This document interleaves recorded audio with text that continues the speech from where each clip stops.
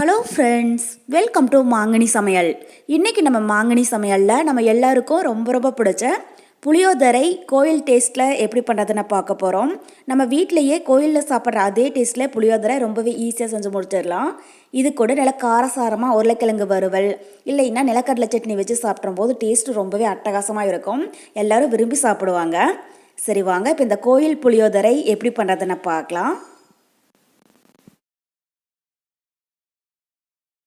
புளியோதரை பண்ணுறதுக்கு ஃபஸ்ட்டு நம்ம புளியோதரை பொடி ரெடி பண்ணிக்கலாம். அதுக்கு ஒரு பேனில் 1 டீஸ்பூன் அளவுக்கு தனியா சேர்த்திக்கோங்க.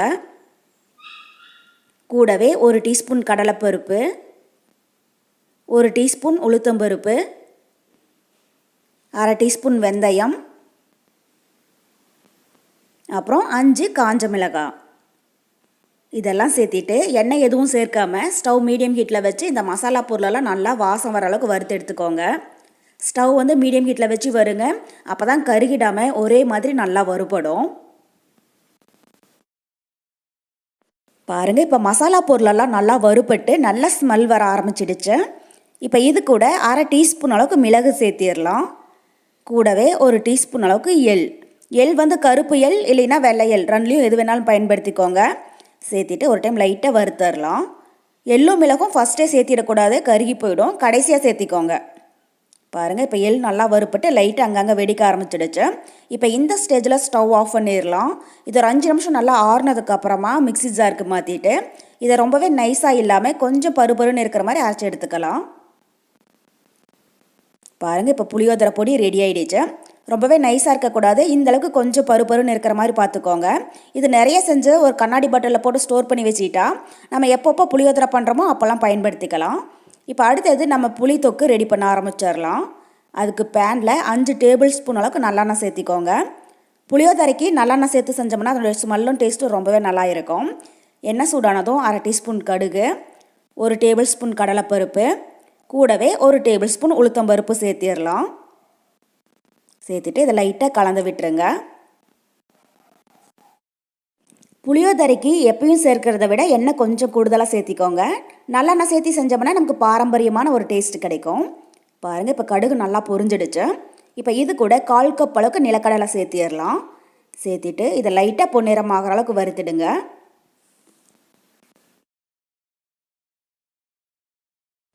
இப்போ நிலக்கடலை இந்தளவுக்கு நல்லா வறுப்பட்டதுக்கப்புறமா இது கூட கொஞ்சமாக கருவேப்பிலை, அப்புறம் ஒரு 4 காஞ்ச மிளகாய் கிள்ளி வச்சுருக்கேன், அது கூடவே 1/4 டீஸ்பூன் பெருங்காயம். இதெல்லாம் சேர்த்துட்டு ஒரு டைம் நல்லா கலந்து விட்டுருங்க. மிளகாய் வற்றல் நம்ம புளியோதரை பொடி செய்கிற போதே தேவையான அளவு சேர்த்திருக்கோம். இப்போ தாளிக்கிற போது 3லேருந்து 4 அளவுக்கு சேர்த்திங்கன்னா போதும். இப்போ கருவேப்பிலையும் மிளகாய் வற்றலும் நல்லா வறுப்பட்டதுக்கப்புறமா இது கூட 1/4 டீஸ்பூன் மஞ்சள் தூள், கூடவே கொஞ்சமாக உப்பு சேர்த்திட்டு ஒரு டைம் லைட்டாக கலந்து விட்டுறலாம். உப்பு குறைவாக சேர்த்திக்கோங்க. கடைசியாக டேஸ்ட் பண்ணி பார்த்துட்டு பத்தலைன்னா அப்புறமா சேர்த்திக்கலாம். அவ்வளோதான். இப்போ இது கூட பெரிய எலுமிச்சம்பழம் சைஸ் புளியை 2 கப் தண்ணியில் 10 நிமிஷம் நல்லா ஊற வச்சு எடுத்துருக்கேன். இதை கரைச்சிட்டு புளி கரைசலை உள்ளே சேர்த்திடலாம். புளி எடுக்கிற போது நல்லா அழுத்தி பெரிய எலுமிச்சம்பழம் சைஸில் எடுத்துக்கோங்க. தண்ணி அதிகமாக சேர்த்திடாதீங்க, 2 கப் சேர்த்தி ஊற வச்சிங்கன்னா போதும்.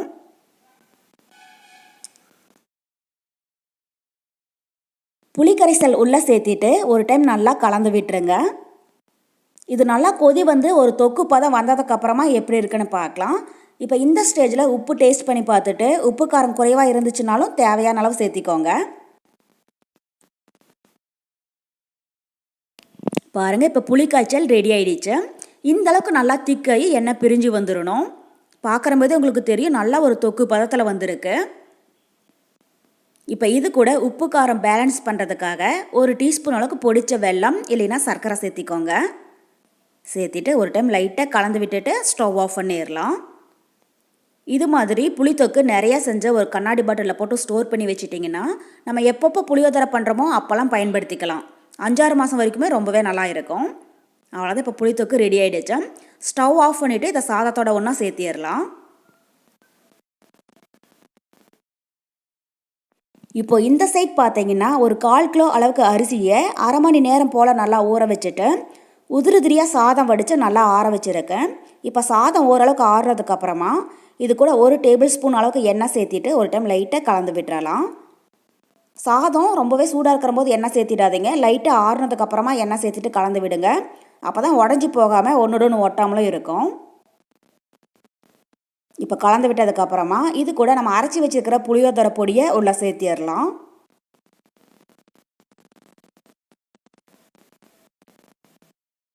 இப்போ இது கூடவே தேவையான அளவு புளித்தொக்கு உள்ளே சேர்த்திடலாம். ஃபஸ்ட்டு நிறையா சேர்த்திடாதீங்க, குறைவாக சேர்த்திக்கோங்க. கடைசியாக டேஸ்ட் பண்ணி பார்த்துட்டு புளிப்பு குறைவாக இருந்துச்சுன்னா கூட திரும்பவும் கொஞ்சம் சேர்த்து கலந்து விட்டுறலாம். இப்போ புளித்தொக்கு உள்ளே சேர்த்திட்டு இது ஒரு டைம் நல்லா கலந்து விட்டுருங்க. நம்ம எடுத்துருக்கிற 1/4 கிலோ அரிசி சாதத்துக்கு ரெடி பண்ணி வச்சுருக்கிற புளியோதரை பொடியும் புளித்தொக்கும் அளவு சரியாக போயிடும். உப்பு, காரம், உரப்பு இது எல்லாமே நமக்கு கரெக்டாக இருக்கும்.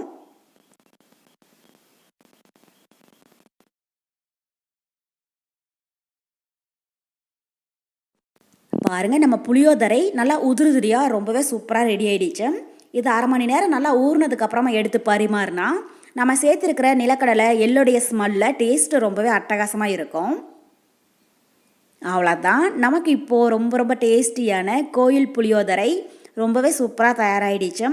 கண்டிப்பாக நீங்களும் இதே மெத்தடில் புளியோதரை செஞ்சு பார்த்துட்டு எப்படி இருக்குன்னு கமெண்ட் பாக்ஸில் சொல்லுங்கள். என்னுடைய இந்த ரெசிபி வீடியோ உங்களுக்கு பிடிச்சிருந்தா லைக் பண்ணுங்கள், உங்கள் ஃப்ரெண்ட்ஸுங்க கூடயே நிறைய ஷேர் பண்ணுங்கள். மறக்காமல் மாங்கனி சமையலுக்கு சப்ஸ்கிரைப் பண்ணுங்கள்.